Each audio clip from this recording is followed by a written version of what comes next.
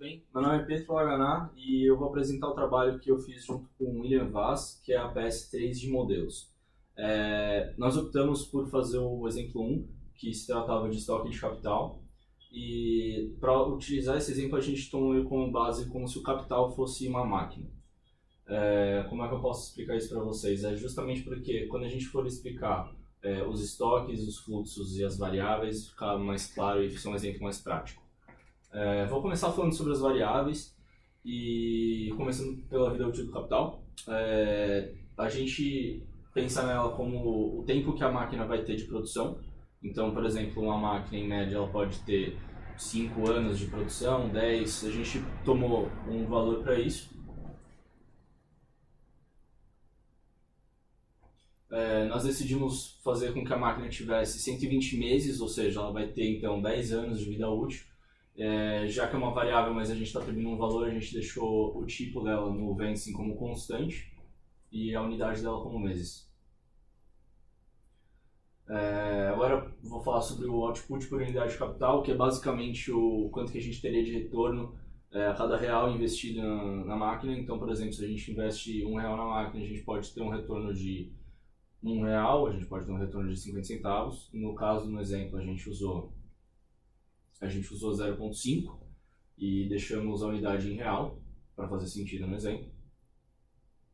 E a fração do investimento, que é basicamente o quanto que vai ser reinvestido, como se trata de um exemplo de estoque e fluxos, a gente está falando que parte do estoque de capital vai depender da fração que a gente vai reinvestir nesse próprio capital, que no caso a gente tomou como 15% de reinvestimento, ou seja, se a gente tivesse um lucro de 100, a gente iria reinvestir 15. Agora eu vou falar um pouco dos fluxos, né? A fração do investimento ela vai interferir claramente no investimento, porque todo investimento, que é o dinheiro que vai ser investido, vai depender da porcentagem que a gente vai estar pensando em reinvestir, que dependeu da fração que a gente tomou como 15. Esse fluxo vai gerar o estoque de capital, e ele está sendo influenciado positivamente pela fração de investimento. Quanto maior for a fração de investimento, maior vai ser o investimento. Um investimento está afetando o estoque de capital. O estoque de capital, o investimento e o output econômico, que é basicamente o lucro econômico que a gente teria disso, eles estão totalmente num ciclo de retorno. Ou seja, é um ciclo vicioso que só tenderia a aumentar o próprio estoque de capital e o próprio investimento e o próprio economic output, que é o output econômico. Saindo agora do estoque, a gente vai para a depreciação.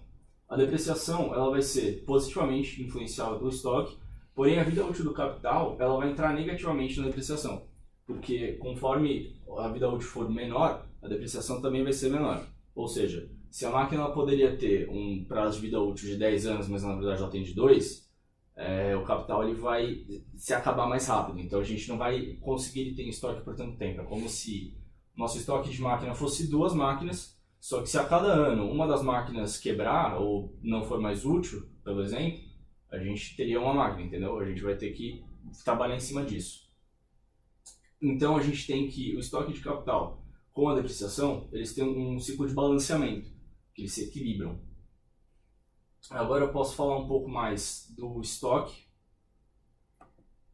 O modelo inteiro, para ele conseguir funcionar, a gente teria que atribuir primeiro um valor inicial para o estoque, que a gente usou como 1000, e a gente usou a fórmula como um investimento menos a depreciação.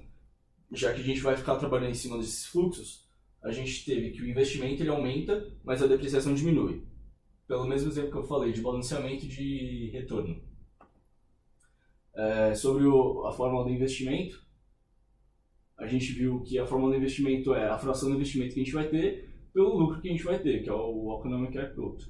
E a gente deixou isso em unidade real. E a depreciação a gente deixou como estoque de capital dividido pela vida útil. Faz total sentido, não é mesmo? Uma vez que a quantidade de tempo que eu vou demorar vai influenciar o quanto que eu vou ter no estoque, e vice-versa. E agora a gente vai fazer uma simulação para mostrar o quanto que, variando nisso, a gente vai fazer um gráfico aqui, só para simular mesmo, só para mostrar que conforme o tempo vai passando, com os valores atribuídos, a gente teria um crescimento quase exponencial aqui ao longo do tempo do estoque de capital. Porém, a gente pode fazer pelo programa algumas simulações que mostrariam se afetaria negativamente ou positivamente, baseado claramente nessas setas e no resultado que a gente já falou de balanceamento e retorno, né?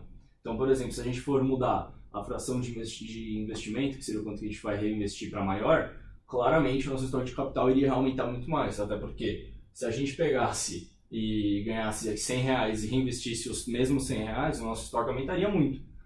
No caso, a gente estava investindo 15, o estoque ele vai ficar muito maior. Se a gente pegar o exemplo, por exemplo, da vida útil, se a gente reduzir muito a vida útil, claramente o nosso estoque de capital vai ser muito pequeno. Porque não adianta nada, a gente teria que comprar muito mais máquina do que a gente ia ter capacidade de ter. A máquina a gente compraria num dia e acabaria.